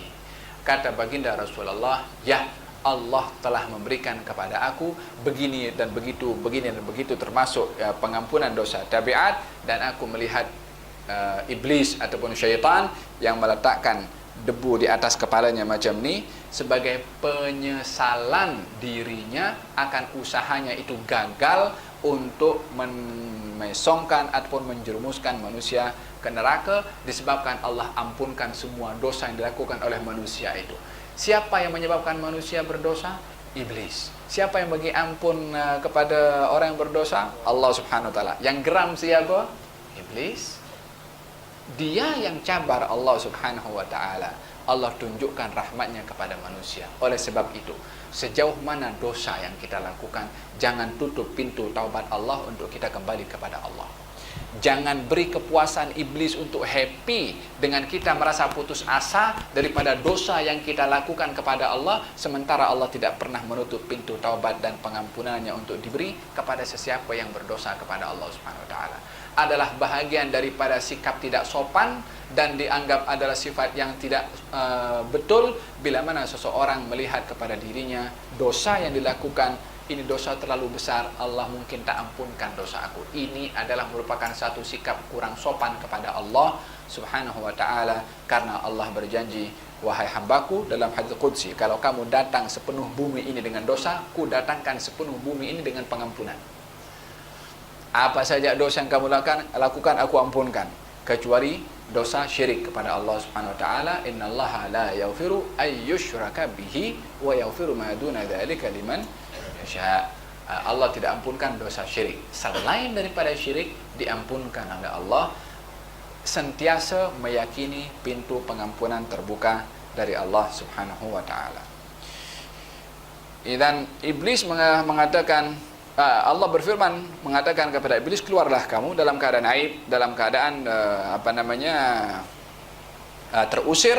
Laman tabi'aka minhum." Siapa saja daripada mereka, yakni orang-orang yang kamu ancam untuk diganggu dan dikacau untuk ikut dengan engkau, siapa saja yang ikut, la'amla'anna. Allah juga mengancam juga dengan lam taukid dan nun taukid. Iblis guna lam, iblis guna nun taukid juga. Maka Allah Subhanahu wa taala menjawab juga kepada apa yang diinginkan oleh iblis. Kalau ada orang yang patuh dengan engkau, ikut dengan engkau juga, aku akan penuhi neraka jahanam daripada engkau dan pengikut engkau juga. Pada masa yang sama Allah membuka pintu pengampunan, tapi pada masa yang sama juga Allah memberikan ancaman supaya orang tidak menganggap sepele mengikut kepada iblis, karena hakikat orang yang mengikut kepada iblis bukan hanya bermaksiat saja, tetapi sudah merendahkan kedudukan Allah sebagai Tuhan. Ini adalah perkara yang lebih berat berbandingkan kepada dosa yang dia lakukan. Orang berbuat dosa tidak lebih berat berbandingkan kepada orang yang menyepelekan kedudukan Allah sebagai Tuhan. Ini adalah big problem. Orang yang tidak menghargai keagungan Allah Subhanahu wa ta'ala, la'amla'anna jahannama minkum ajma'in, aku akan penuhi neraka jahannam daripada kamu wahai iblis dan pengikut kamu juga, ajma'in secara keseluruhan. Maka Allah Subhanahu wa ta'ala berfirman, wa ya Adam, nah, Allah menyuruh kepada Nabi Adam, uskun anta wa zawjukal jannah, diamlah kamu dan juga istri kamu, pasangan kamu Siti Hawa, al jannah, di dalam syurga. Fakula, makanlah kamu berdua, min haitsu syi'tuma, apa saja yang ada di dalamnya. Wala taqraba hadhihi syajarah, dan jangan kamu mendekati pokok ini. Di dalam syurga ada berbagai macam jenis makanan dan buah-buahan, hanya saja tak ada di dalam syurga dapur untuk masak. Dia tak ada. Jadi makan ragadan. Makanan ragadan. Apa itu ragadan? Yang tidak susah untuk menyediakan makanan itu. Bahkan di dalam syurga Allah Subhanahu wa ta'ala menggambarkan, dan ini adalah merupakan tasjih, yakni supaya orang itu membayangkan bagaimana kehidupan di syurga. Apa kata Allah Subhanahu wa ta'ala? Inni dhanantu anni mulaqin hisabiya fahuwa fi 'ishatin radiyah. Orang yang diberikan oleh Allah syurga, maka dia berada dalam kehidupan yang puas hati. Fahuwa fi 'ishatin radiyah fi jannatin 'aliyah, di syurga yang tinggi. Lalu kutufuha daniyah, dahan pokok syurga itu daniyah.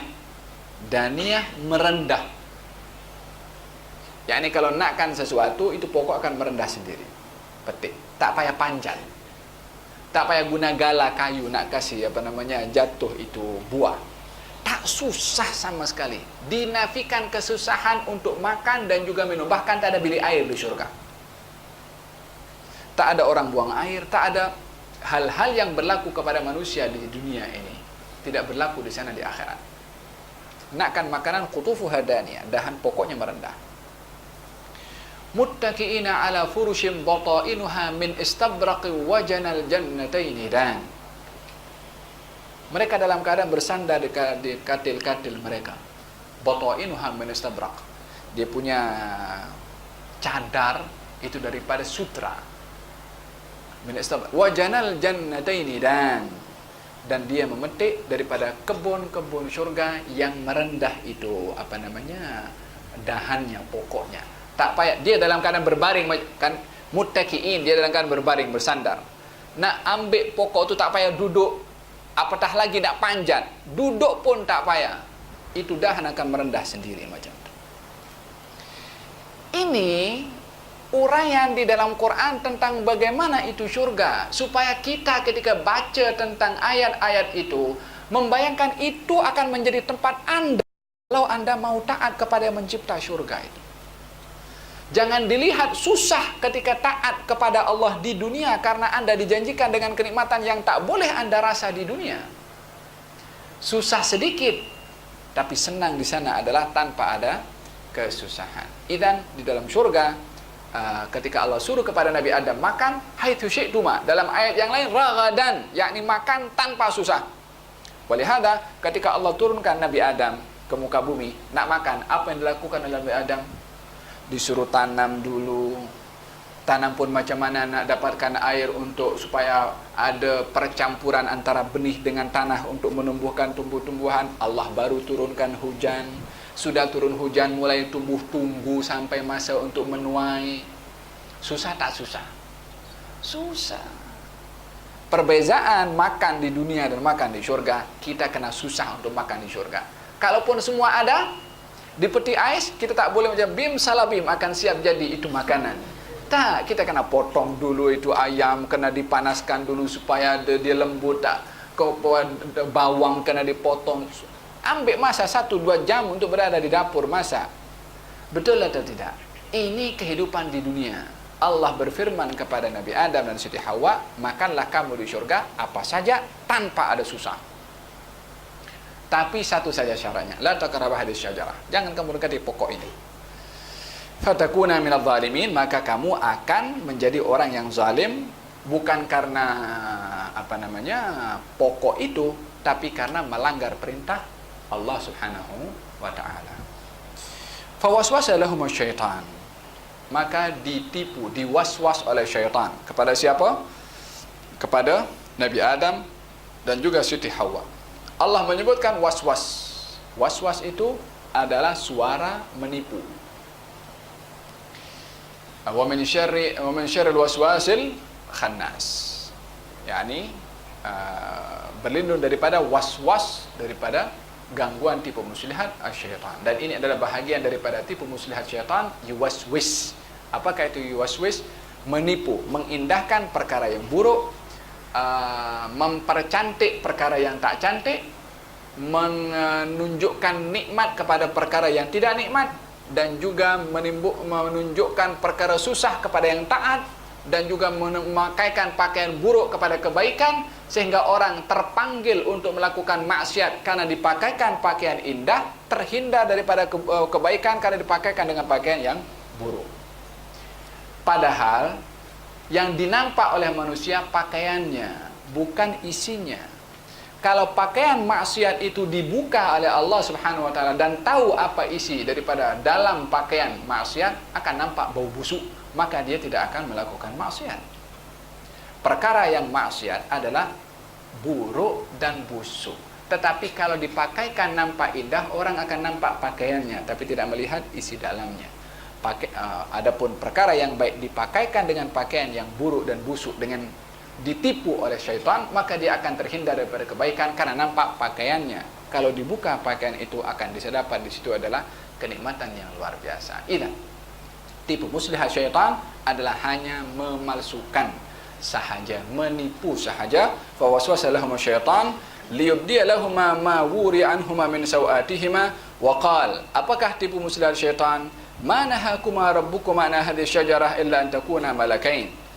Wahai Adam dan Hawa, Tuhan kamu melarang kamu makan daripada pokok ini, sebabnya adalah kamu kalau makan, kamu akan jadi malaikat. Au takuna minal khalidin, ataupun dia lepas itu iblis dia ragu-ragu sikit. Mana boleh manusia boleh jadi syaitan? Atau kamu jadi orang yang kekal dalam syurga. Takut terbuka tipu muslihat iblis, macam mana manusia boleh jadi malaikat, maka diasingkan kepada yang lain. Okey, kalau tak jadi malaikat pun kamu akan kekal di syurga. Idzan iblis mempunyai tipu muslihat yang pelbagai, yang dia sudah persiapkan. Kalau manusia akan sedar dengan tipu muslihat yang pertama, dicipta tipu muslihat yang kedua, supaya tak pindah kepada yang lain, dia pindah kepada yang kedua. Dia dah create itu, sudah cipta terlebih dahulu. University Iblis, dia ada takhassus dalam iblis untuk menyesatkan manusia. Dia tak semua syaitan mengganggu manusia the same level untuk mengganggu. Syaitan yang mengganggu orang-orang yang kuat imannya tak sama dengan syaitan yang mengganggu orang-orang biasa.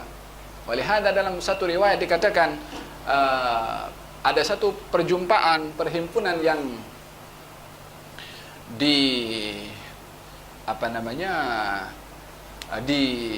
diadakan ataupun menjadi report kepada syaitan untuk melihat apa usaha mereka mengganggu manusia. Kalau ada mengatakan, aku sudah berjaya menyesatkan si fulan dengan meninggalkan salat. Iblis mengatakan kalau dia mendapatkan petunjuk, maka dia pun akan salat juga. Dianggap kelas bawah kalau hanya berjaya menyesatkan orang tidak salat sahaja. Memang betul salat imaduddin itu adalah perkara yang besar, tapi dinilai oleh iblis, usaha ini masih ada harapan orang itu mendapatkan hidayah untuk kembali salat. Kalau ada orang menyesatkan orang lain meninggalkan puasa, masih akan dianggap biasa oleh iblis. Tapi kalau sudah ada orang yang berjaya untuk memisahkan perhubungan antara sesama manusia, itu akan dianggap mendapatkan graduate atau diberikan penghargaan oleh iblis, didekatkan. Sebab apa? Di dalam Al-Quran, Allah ketika menceritakan tentang bagaimana Harut dan Marut, dan juga kisah tentang ilmu sihir. Apakah contoh daripada ilmu sihir itu bila mana berjaya? Terpisahnya pasangan dengan pasangannya. Setelah Allah memberitahukan ilmu sihir itu adalah ilmunya syaitan, ya kan? Apa dalam Al-Quran apa itu? Wa ma kafara Sulaiman walakinna syayatina kafaru yu'allimuna an-nasa as-sihra. Sulaiman tidak kufur sebab Sulaiman tidak mengajarkan sihir, tapi syaitan kufur. Apa sebab? Yu'allimuna an-nasa as-sihra, sebab dia yang ajar manusia ilmu, maha guru ilmu sihir syaitan. Dia yang cipta itu ilmu, dia yang kasih ilham kepada orang-orang yang mempelajari ilmu sihir. Dan Allah sebutkan dulu sumber ilmu sihir itu daripada syaitan. Kemudian Allah sambung balik tentang Harut dan juga Marut. Apa? wa ma yu'allimani min ahadin illa an yaqula innama nahnu fitnatun fala takfur wa ma yata'allamuna minhuma la bukan wa ma yu'allimani min ahadin hatta yaqula innama nahnu fitnatun fala takfur wa yata'allamuna minhuma ma yufarriquna bihi bainal mar'i wa zawjihi. Orang-orang yang belajar ilmu sihir, ilmu itu berkesan untuk memisahkan pasangan dengan pasangannya. Allah kasih contoh kesuksesan ilmu sihir. Banyak ilmu sihir suksesnya. Orang yang kena di dalamnya ada rambut ke, jarum ke, bahagian daripada kesan daripada ilmu sihir. Tapi yang Allah sebut dalam Quran, keberkesanan ilmu sihir adalah perpecahan atau terputusnya hubungan baik pasangan suami istri, anak dengan ayah, teman dengan temannya, family dengan familynya. Itu bahagian daripada ilmunya syaitan untuk menyesatkan manusia dengan perpecahan antara satu hubungan dengan hubungan yang lain. Disebutkan oleh Allah kesan daripada ilmu sihir, daripada putusnya hubungan, karena itu adalah merupakan matlamat syaitan yang paling tinggi setelah syaitan tidak dapat setelah syaitan tidak berjaya untuk menjadikan manusia menyembah kepada syaitan. Apakah matlamat yang kedua? Nak menimbulkan perpecahan antara umat manusia. Faham dong? Wa manahakuma rabbukuma an hadhihi syajara illa an takuna malakain. Kalau Allah tidak melarang kamu berdua daripada makan makanan ini kecuali kamu akan menjadi malaikat, atau takuna minal khalidin, atau kamu boleh menjadi orang yang kekal di dalam syurga. Jadi dua-dua elok, ya kan? Jadi malaikat ataupun jadi orang yang kekal di dalam syurga. Apakah yang dipakaikan oleh iblis kepada Nabi Adam untuk melakukan pelanggaran? Menjadi malaikat atau kekal di syurga? Pakaian cantik kan? Tapi yang dipakaikan itu apa? Pelanggaran kepada Allah. Pelanggaran kepada Allah, maksiat. Tapi kata iblis mengatakan, iya, kamu tak boleh itu, pasal kamu nak jadi malaikat atau kamu akan kekal. Tidak dilihat larangan Allah, tapi dilihat pakaian yang dipakaikan oleh iblis ketika menipu kepada Nabi Adam dan Siti Hawa. Barulah Siti Hawa dan juga Nabi Adam terpedaya dengan tipu muslihat iblis dan memakan makanan tersebut. Tak cukup daripada itu, iblis mengatakan waqasamahuma. Wallahi, kata iblis. Iblis guna nama Allah Subhanahu wa taala. Waqasamahuma. Allah bagi tahu. Iblis bersumpah dengan demi nama Allah. Artinya apa? Bahagian daripada tipu muslihat yang akan dilakukan oleh manusia juga mengikut konsep iblis adalah orang-orang yang mempergunakan nama Allah. Dengan kata lain, orang-orang mempergunakan agama untuk menyesatkan dan menyebabkan orang lari daripada agama. Iblis tidak bersumpah dengan dirinya. Iblis tidak bersumpah demi nyawanya. Mungkin kalau aku korbankan nyawa aku kalau aku tak betul daripada apa yang aku kata kepada kamu. Tak, dia tak kata macam itu. Dia mengatakan wallahi. Terkadang orang itu boleh tertipu dengan nama Allah bila mana si pengguna nama Allah mempergunakan untuk kepentingan dirinya untuk menyesatkan orang lain. Jadi, hendaklah berhati-hati dengan sikap golongan-golongan tertentu. Bukankah sekarang pun yang terjadi di di negara-negara yang mengangkat slogan semboyan untuk jihad, guna nama Allah juga, guna juga firman Allah, guna hadis Rasulullah. Ini kalau kita berjihad, kita bom diri kita, maka kita akan mendapatkan bidadari di syurga. Bidadari kepala otak. Siapa yang peliknya ada orang, semua akan kembali kepada dasar ilmu. Kedangkalan ilmu akan menyebabkan orang tidak tahu yang diterima itu adalah betul atau tidak. Berapa ramai orang Islam yang tertipu dengan slogan ini, dengan dakwahnya adalah untuk berjihad. Bukankah syiar yang sekarang itu adalah jihad? Bukankah yang digunakan ayat-ayat Allah Subhanahu wa taala? Bukankah dipergunakan hadis Nabi Muhammad sallallahu alaihi wasallam? Bukankah benderanya pun juga disebut nama Allah dan juga nama Rasulullah juga? Bukankah ini semua nilai-nilai agama yang dipergunakan oleh golongan tertentu untuk merekrut, menarik orang supaya diiming-imingkan, dibayangkan dapat apa yang memang dijanjikan oleh agama. Kalau betul ikut kepada agama, maka dipergunakan wasilah yang sama walaupun tak ada hubungan dengan agama sama sekalipun, tapi dipergunakan atas nama agama. Banyak orang yang berdaftar, register, sedikit banyak orang yang latar belakangnya gangster kah, aku dah banyak buat jenayah, masa ini adalah untuk bertobat kepada Allah, ambil shortcut, baik kita pergi ke sana, kita jihad, mati, dapat syurga. Dan ini bukan joke, ini reality. Dan orang pun banyak terpedaya. Dan daripada usia-usia sebaya Anda semua yang banyak terpedaya. Guna slogan apa? Agama. Siapakah pertama yang menggunakan slogan agama untuk memperalat manusia? Iblis. Jadi bukan perkara baru untuk orang mempergunakan agama untuk menyesatkan dan mengelirukan orang.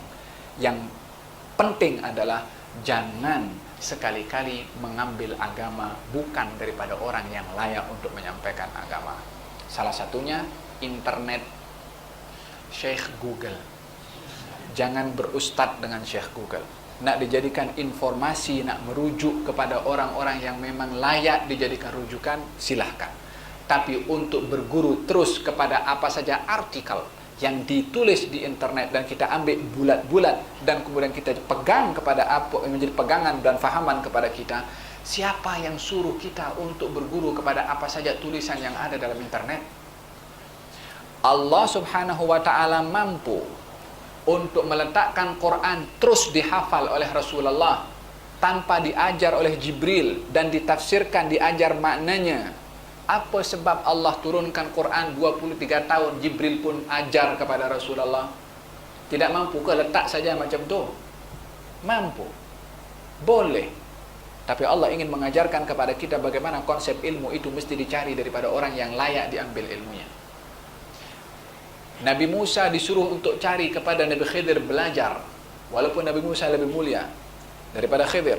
Apa pasal Nabi Musa disuruh belajar? Kenapa tak boleh Allah letakkan ilmunya Khidir, ambil ataupun sama juga ilmu itu berikan kepada Nabi Adam, Nabi Musa. Tak payah pergi jauh-jauh sampai diuji oleh Allah, bawa itu ikan. Kalau apa berlaku kepada ikan itu, maka disitulah kamu akan jumpa. Susah payah dia berjalan dengan Yusha bin Nun, hari demi hari perjalanan itu untuk cari guru untuk dia belajar. Kenapa Allah tak boleh ambil saja atau letak saja ilmunya Khidir kepada Nabi Musa? Ting, macam tu dia jadi alim. Tak boleh ke? Supaya kita tahu ilmu ini bukan mudah macam nak didapat di mana saja. Ini ilmu amat berharga. Macam mana kalau kita itu mutiara? Di mana kita mencari mutiara? Di longkang? Di tepi jalan kita cari? Di tempat yang paling susah untuk dicari. Bukan hanya dalam lautan. Bukan di lautan Pidi kita boleh jumpa terus di depan situ. Kenapa sebagian yang dalam tu? Sebab berharga. Ilmu pun juga jangan dianggap remeh nak cari di mana tempat untuk kita ambil ilmu. La. Ilmu jauh lebih berharga daripada mutiara. Jangan sekali-kali mengambil ilmu daripada yang tidak layak menyampaikan ilmu. Dan kembali kepada apa yang diperkatakan oleh syaitan adalah satu waswas, dan tipu muslihatnya adalah mengemaskan atau mengindahkan sesuatu yang buruk dan juga alternatif atau kepelbagaian tipu muslihat syaitan, dan juga syaitan ataupun iblis terkadang mempergunakan nama Allah ataupun agama untuk mengelirukan manusia. Fahim dong? Fadallahuma bi ghurur. Maka ditunjukkan Adam dan Hawa oleh syaitan bi ghurur, dengan tipu muslihat. Falamma dhaqa asy-syajarata badat lahumā sawātuhumā wa tafiqā yakhsifāni 'alayhimā min waraqil jannah wa nadāhumā rabbuhumā alam anhakumā an tilkumā asy-syajarati wa aqul lakumā inna syaitāna lakumā 'aduwwun mubīn. Ketika mereka keduanya makan buah pokok itu, maka nampak aurat mereka berdua. Maka mereka berdua pun mencari daun-daun syurga untuk menutup aurat mereka. Tabiat manusia tidak mendedahkan auratnya kepada orang lain. Waktu itu hanya ada siapa? Nabi Adam dan Hawa. Mereka pasangan suami istri atau bukan? Pasangan suami istri. Masih juga ada nilai malu antara mereka berdua untuk tidak terdedah auratnya walaupun halal satu dengan yang lain. Karena sifat manusia itu adalah punya sifat malu. Dalam hal ini baginda Rasulullah SAW bersabda, "Ihfaz aurataka," jagalah auratmu kecuali daripada orang yang dihalalkan kepada kamu, yaitu istri ataupun hamba sahaya. Kemudian kata seorang sahabat, "Ya Rasulullah, kalau kita bersendirian macam mana? Boleh tak bersendirian, tidur, tak berpakaian?" Kata baginda Rasulullah SAW, "Wallahu ahaqqu an yustahya." Allah lebih patut untuk kamu malu kepadanya. Yani walaupun tak ada orang nampak, walaupun di bilik, walaupun dah dikunci pintu, iyyakum watta'arri, hati-hati kamu daripada bertelanjang. Yani walaupun bersendirian, walaupun tak ada orang nampak, maka dilarang untuk kita bertelanjang. Disebabkan oleh kerana Nabi bersabda, "Fallahu ahaqqu an yustahya." Allah lebih patut untuk kamu malu kepadanya. Orang tak nampak tapi Allah juga nampak, hendaklah kamu malu kepada Allah Subhanahu wa taala. Dalam hadis yang lain Nabi bersabda, "Hendaklah kamu malu kepada dua makhluk yang tidak pernah berpisah daripada kamu, yaitu malaikat pencatat kebaikan dan juga pencatat keburukan yang tidak pernah berpisah daripada kamu." Yakni Nabi melarang seseorang itu untuk tidak berpakaian disebabkan ada yang bersama dengan orang itu daripada malaikat yang mencatat, supaya malu juga kepada dia. Yang dua ini, kata Nabi SAW, malaikat yang tidak meninggalkan kamu kecuali dalam dua keadaan: bila mana kamu masuk bilik air ataupun ketika seorang suami bersama dengan istrinya. Ini dua malaikat dia pergi tepi. Faham dong? Maka dalam hal ini jangan terbiasa walaupun bersendirian untuk tidak berpakaian, kerana Allah melihat, dan juga dua malaikat yang tidak berpisah dengan kita pun hendaklah kita menghormati keberadaan mereka, agar supaya kita termasuk orang-orang yang punya sifat malu. Al-haya'u minal iman. Sifat malu itu adalah bahagian daripada al-iman.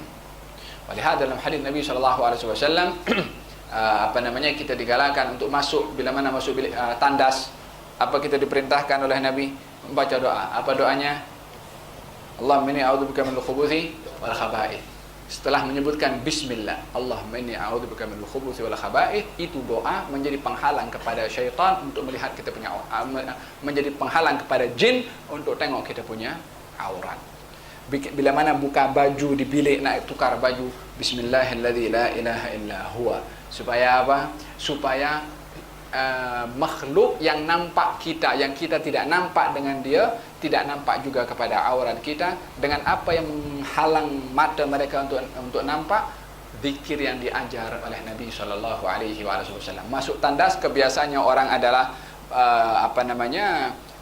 tidak berpakaian ataupun akan nampak auratnya untuk buang air kecil ataupun dan seterusnya. Maka dalam hal ini tetap diajar untuk kita malu dengan makhluk tersebut. Ketika masuk, kita baca doa, mata makhluk itu dihalang oleh Allah untuk tengok. Demikian juga ketika buka baju, untuk tukar baju, bismillahilladzi la ilaha illa huwa.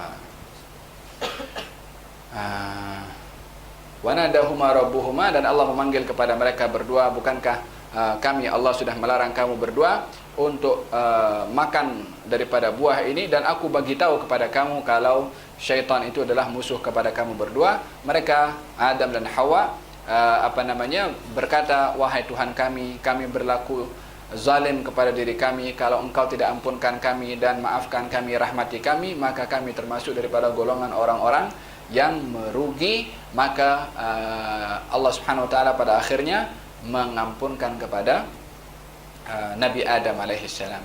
Dan di sini Nabi Adam menunjukkan cara berdoa. Rabbana zalamna, ya Allah, kami berbuat zalim kepada diri kami sendiri. yakni bila mana orang yang mengampunkan, menginsafi kesalahannya.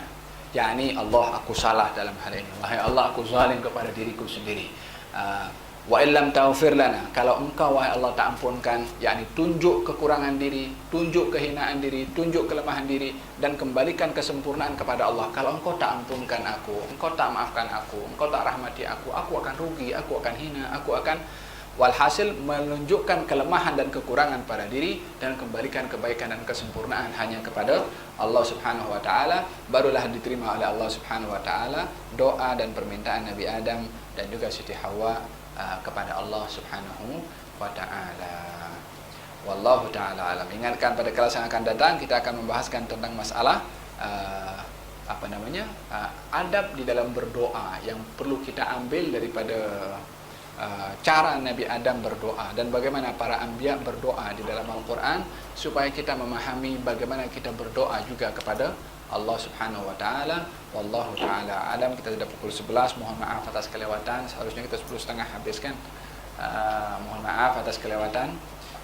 Insyaallah ada rezeki, panjang umur, sehat wal afiat, kita akan bertemu di masa yang akan datang mengikut kepada waktu yang akan dihebahkan oleh pihak Urustia, insyaallah.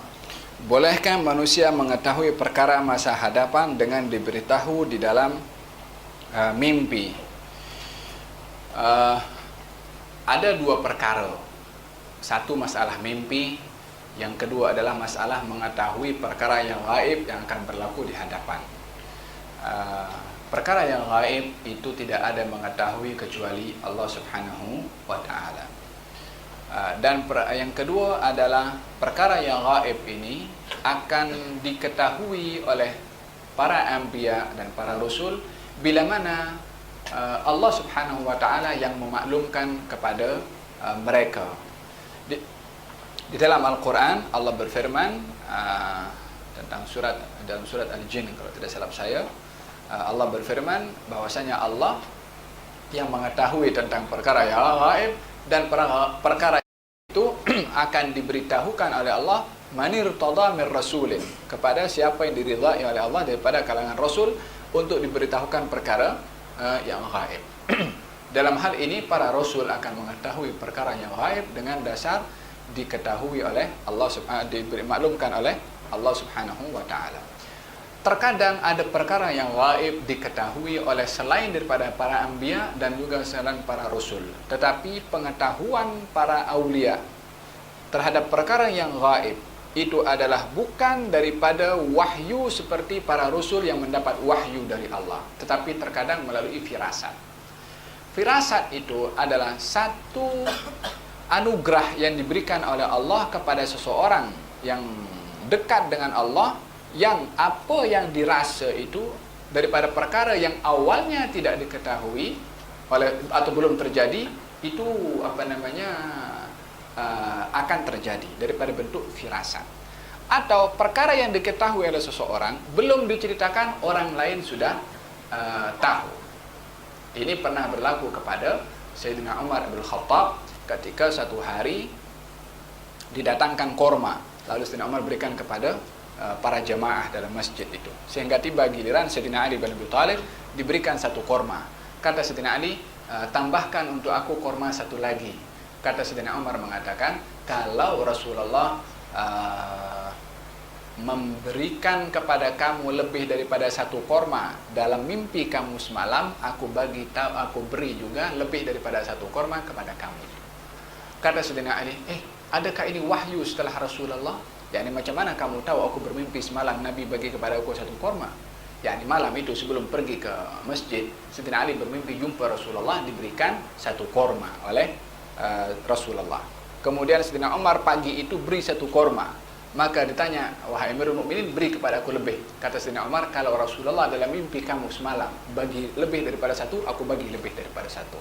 Terkejut Sayyidina Ali, macam mana boleh tahu? Kata Sayyidina Umar, ittaqu firasatal mu'min fa innahu yanzuru binurillah. Hati-hatilah kamu daripada firasat. Ini bukan wahyu, tapi firasat. Seorang beriman, karena orang beriman itu melihat dengan cahaya Allah subhanahu wa ta'ala, artinya hembusan yang diberikan oleh Allah dalam hati orang beriman, berkeyakinan apa yang dirasa itu adalah perkara yang benar. Berbeza dengan wahyu. Wahyu nyata. Apa yang terkait apa yang dilihat di dalam mimpi adalah perkara bila mana itu mimpi yang baik. Mimpi ini perlu diketahui bahagian daripada 40 bahagian daripada wahyu. Dalam hadis Imam Al-Bukhari meriwayatkan bahwasanya wahyu ini mempunyai lebih daripada 40 bahagian. Salah satunya ar-ru'ya as-salihah, mimpi yang saleh, mimpi yang baik. Dan kita kalau tengok dalam Al-Quranul Karim, Allah juga mengkisahkan berbagai macam jenis mimpi. Mimpi para anbiya wahyu, tapi di situ ada mimpi bukan para nabi. Siapa yang bermimpi bukan seorang nabi? Raja yang hidup di zaman Nabi Yusuf, ya kan? Aku bermimpi ada 7 lembu gemuk dimakan 7 lembu kurus. Kemudian ditakwilkan oleh Nabi Yusuf. Ada realitinya pada mimpi itu. Bukankah yang dimimpi oleh raja terjadi? Terjadi tak terjadi? Raja itu nabi atau bukan? Bukan nabi. Tapi realitinya di alam nyata terjadi. Yang itu 7 tahun musim kemarau panjang yang sudah standby di mana store. Setiap kali menuai makanan disimpan oleh raja itu disebabkan takwil mimpi daripada Nabi Yusuf alaihissalam kepada raja tersebut. Dan yang bermimpi raja, yang mentakwilkan itu Nabi Yusuf, realiti daripada mimpi itu terjadi di alam nyata. Ini daripada masalah yang berkaitan dengan mimpi. Adakah kaitannya dengan alam nyata? Naam, ada kaitannya. Tapi tak boleh orang nak mengata, saya bermimpi, ini mimpi saya nih mesti betul. Tak. Anda tak punya kuasa untuk menganggap betul apa yang Anda melihat. Tapi bila mana itu terjadi, baru Allah mengizinkan kepada apa yang dilihat terjadi. Tapi bukan kita punya mimpi adalah dibagi tahukan ataupun dijadikan sebagai sumber hukum kepada perkara yang terjadi. Dan kembali kepada hukum mimpi itu. Bila mana mimpi baik adalah perkara baik akan terjadi. Bila mana mimpi itu mimpi tidak baik, maka kata baginda Rasulullah, berlindunglah kamu kepada Allah daripada syaitan, sebab mimpi yang tidak baik itu munculnya adalah daripada syaitan. Syekh Ali Jum'ah ada tulis buku tentang masalah mimpi dan bagaimana kedudukannya dalam hukum syara', diambil daripada beberapa petikan Al-Quranul Karim. Bahkan dalam surat Yusuf juga ada penjenayah yang dalam penjara, yang mimpi juga kan. Kemudian ditakwil oleh Nabi Yusuf, terjadi atau tidak terjadi.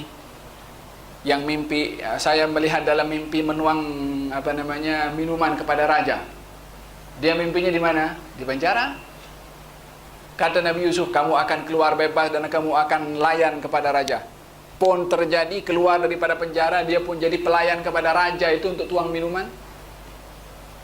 Mimpinya di dalam penjara. Yang satu lagi mimpi pula dimakan, dia ada burung yang makan roti di atas kepalanya. Dikatakan kamu akan dibunuh karena kamu melakukan khianah. Dia ingin meracun kepada raja, terbukti akhirnya pun dibunuh juga. Dan mimpinya sebelum perkara itu terjadi. Mimpi yang dilihat mungkin boleh akan menjadi satu realiti di alam nyata, tapi tidak seorang pun berhak untuk mengatakan apa yang saya mimpi itu pasti akan terjadi di alam nyata. Tak. Yang berhak menentukan itu adalah Allah, karena perkara yang gaib yang hanya tahu adalah Allah subhanahu wa ta'ala. Nah, Assalamualaikum warahmatullahi wabarakatuh. Kalau contoh daging itu dimasakkan dengan air arak, dan chef itu kata arak itu sudah apa sejati?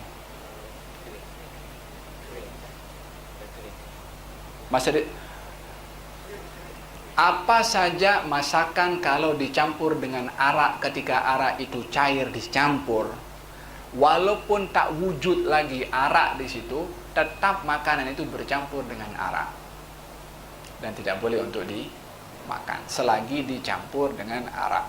Dan lebih-lebih lagi dalam mazhab Syafi'i atau dalam mazhab kita yang mengatakan arak itu adalah najis. Kalaupun tak wujud itu arak, itu daging bercampur dengan arak, yang dalam mazhab kita arak itu adalah najis. Maka makanan itu pun sudah bercampur dengan yang najis. Berkaitan sihir atau saka, apa langkah atau jalan terbaik untuk mengobatnya? Apakah dosa bagi insan yang meninggalkan sholat disebabkan dikawal oleh saka? Tak selalunya orang meninggalkan sholat karena saka. Ada orang tinggal sholat karena malas, ya kan? Fil hadis itu kan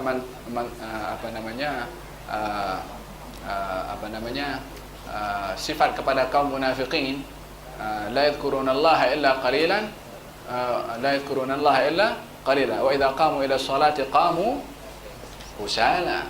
Mereka bila mana salat, melakukan salat itu dengan malas. Salatnya pun juga malas, yang lama-lama pada akhirnya menyebabkan dia tidak salat. Oleh hadza, orang meninggalkan salat ada beberapa kategori.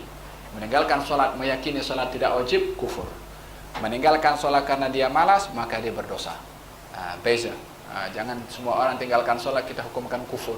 Tak, kalau tinggalkan salat karena salat itu diyakini tidak wajib, maka dia telah mengingkari perkara yang diwajibkan oleh Allah di dalam Al-Quran. Dengan demikian dia mengingkari ayat wajibnya salat di dalam Al-Quran.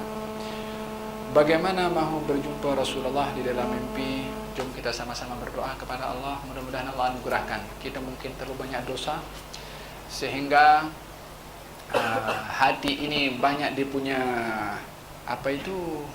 noda-noda, sehingga banyak kotor di dalam hati ini, sehingga kita jarang bermimpi yang baik. Mimpinya mimpi hantu, mimpinya mimpi dicekik dengan orang, berbagai macam mimpi yang dilihat. Kita ingin memohon kepada Allah, moga-moga Allah bersihkan hati kita untuk bermimpi dengan mimpi-mimpi yang baik. Dengan mimpi itu akan semakin kita bertambah dekat dengan Allah dan iman kita kepada Allah. Dan mudah-mudahan Allah Subhanahu wa taala anugerahkan kepada kita untuk dapat bermimpi juga dengan Rasulullah sallallahu alaihi wasallam.